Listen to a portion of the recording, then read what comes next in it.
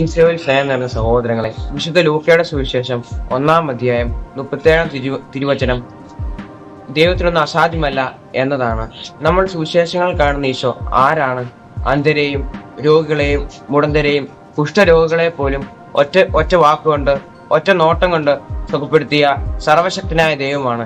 ഈ സർവശക്തനായ ദൈവത്തിൽ വിശ്വാസം ഉറക്കെ പ്രഖ്യാപിച്ചുകൊണ്ടാണ് നാം വിശ്വാസമാണ് ആരംഭിക്കുന്നത് പോലും. ഇത്രയുമൊക്കെ ആകുമ്പോൾ ഒരു ചോദ്യം സ്വാഭാവികമാണ്: ഈ സർവശക്തനായ ദൈവം എന്തുകൊണ്ട് എന്റെ ജീവിതത്തിൽ ഇടപെടുന്നില്ല? ഇതിനുള്ള ഉത്തരം വിശുദ്ധ ലൂക്കയുടെ സുവിശേഷം 1-ാം അധ്യായം 52-ാം വാക്യത്തിൽ നമുക്ക് കാണാം. അവിടുന്ന് എളിയവരെ ഉയർത്തി. നമ്മുടെ ജീവിതത്തിൽ സർവശക്തനായ ദൈവം ഇടപെടാനുള്ള മാർഗം നമ്മൾ എളിമയുണ്ടായിരിക്കണം എന്നതാണ്. എങ്ങനെയാണ് നമുക്ക് എളിമ എന്ന പുണ്യം നേടാൻ സാധിക്കുന്നത്?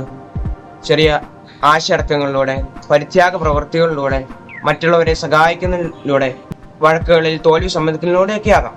ഈ നോമ്പ് കാലത്ത് എളിമ എന്ന പരമപുണ്യം തരണമേ അമ്മ എന്ന പരിശുദ്ധ അമ്മ വഴി നമുക്ക് ഉണ്ണീശോട് പ്രാർത്ഥിക്കാം. ദൈവം നമ്മെ സമർത്ഥമായി അനുഗ്രഹിക്കട്ടെ. ആമേൻ.